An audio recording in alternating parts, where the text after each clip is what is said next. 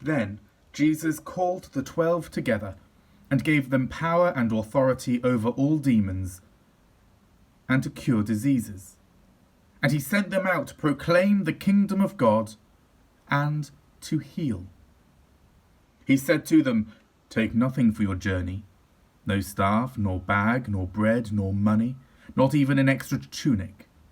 Whatever house you enter, stay there and leave from there.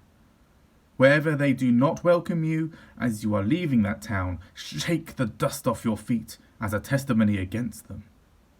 They departed and went through the villages, bringing the good news and curing diseases everywhere. Now Herod the ruler heard about all that had taken place, and he was perplexed, because it was said by some that John had been raised from the dead, by some that Elijah had appeared, and by others that one of the ancient prophets had arisen. Herod said, "John I beheaded, but who is this about whom I hear such things?" And he tried to see him.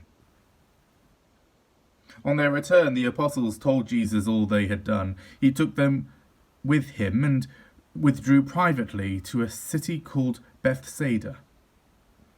When the crowds found out about it, they followed him, and he welcomed them and spoke to them about the kingdom of God and healed those who needed to be cured. The day was drawing to a close, and the 12 came to him and said, "Send the crowds away, so that they may go into the surrounding villages and countryside to lodge and get provisions, for we are here in a deserted place." But he said to them, "You give them something to eat." They said, "We have no more than 5 loaves and 2 fish, unless we are to go and buy food for all these people." For there were about 5,000 men. And he said to his disciples, "Make them sit down in groups of about 50 each." They did so, and made them all sat down. And taking the 5 loaves and the 2 fish, he looked up to heaven, and blessed and broke them, and gave them to the disciples to set before the crowd. And all ate, and were filled. What was left over was gathered up, 12 baskets of broken pieces. Once, when Jesus was praying alone, with only the disciples near him, he asked them, "Who do the crowds say that I am?" They answered, "John the Baptist, but others Elijah, and still others that one of the ancient prophets has arisen." He said to them, "But who do you say that I am?" Peter answered, "The Messiah of God." He sternly ordered and commanded them not to tell anyone, saying, "The Son of Man must undergo great suffering and be rejected by the elders, chief priests, and scribes, and be killed, and on the 3rd day be raised." Then he said to them all, "If any want to become my followers, let them deny themselves and take up their cross daily and follow me. For those who want to save their life will lose it, and those who lose their life for my sake will save it. What does it profit them if they gain the whole world, but lose or forfeit themselves? Those who are ashamed of me and of my words, of them the Son of Man will be ashamed when he comes in his glory, and the glory of the Father and of the holy angels. But truly I tell you, there are some standing here who will not taste death before they see the kingdom of God." Now about 8 days after these sayings, Jesus took with him Peter and John and James, and went up on the mountain to pray.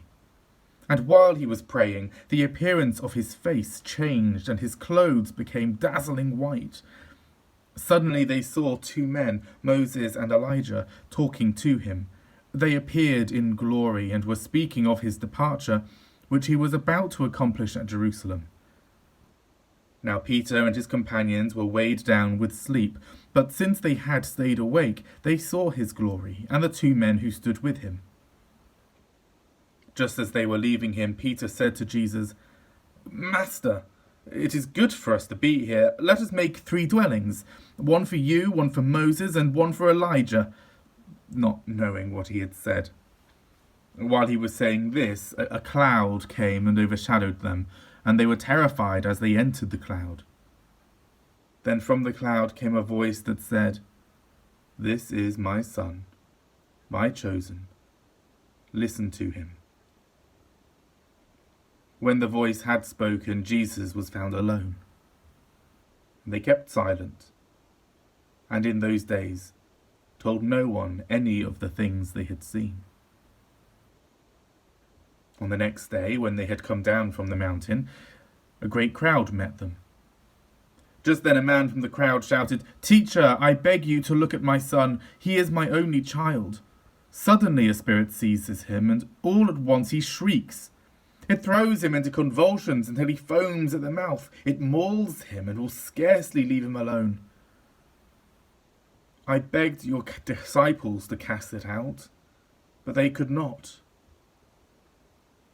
Jesus answered, "Oh, you faithless and perverse generation, how much longer must I be with you and bear with you? Bring your son here." While he was coming, the demon dashed him to the ground in convulsions. But Jesus rebuked the unclean spirit, healed the boy, and gave him back to his father. And all were astounded at the greatness of God. While everyone was amazed at all that he was doing, he said to his disciples, "Let these words sink into your ears. The Son of Man is going to be betrayed into human hands." But they did not understand this saying. Its meaning was concealed from them, so that they could not perceive it. And they were afraid to ask him about this saying. An argument arose among them as to which one of them was the greatest. But Jesus, aware of their inner thoughts, took a little child and put it by his side, and said to them, "Whoever welcomes this child in my name welcomes me, and whoever welcomes me welcomes the one who sent me. For the least among all of you is the greatest." John answered, "Master, we saw someone casting out demons in your name, and we tried to stop him because he does not follow with us." But Jesus said to him, "Do not stop him. For whoever is not against you is for you."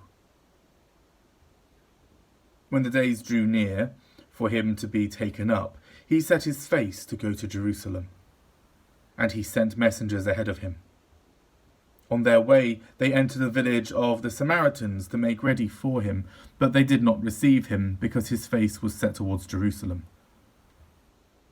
When his disciples, James and John, saw it, they said, "Lord, do you want us to command fire to come down from heaven and consume them?" But he turned and rebuked them. Then they went on to another village. As they were going along the road, someone said to him, "I will follow you wherever you go." And Jesus said to him, "Foxes have holes, and birds of the air have nests, but the Son of Man has nowhere to lay his head." To another he said, "Follow me." But he said, "Lord, first let me go and bury my father." But Jesus said to him, "Let the dead bury their own dead. But as for you, go and proclaim the kingdom of God." Another said, "I will follow you, Lord. But let me first say farewell to those at my home." Jesus said to him, "No one who puts a hand to the plough and looks back is fit for the kingdom of God."